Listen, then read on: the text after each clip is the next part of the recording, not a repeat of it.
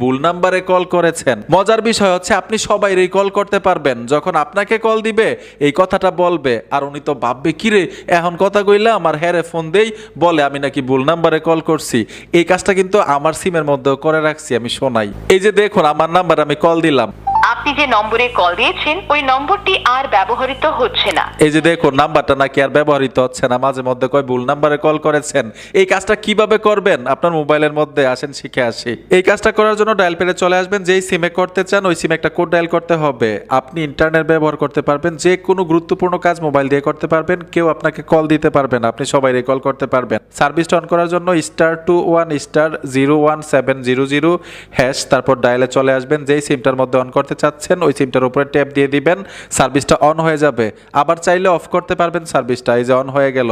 এখন এই সিমের মধ্যে কেউ কল করতে পারবে না, আমাকে কল দিলেই বলবে এই নাম্বারটা ব্যবহৃত হচ্ছে না, আপনি ভুল নাম্বারে কল করেছেন।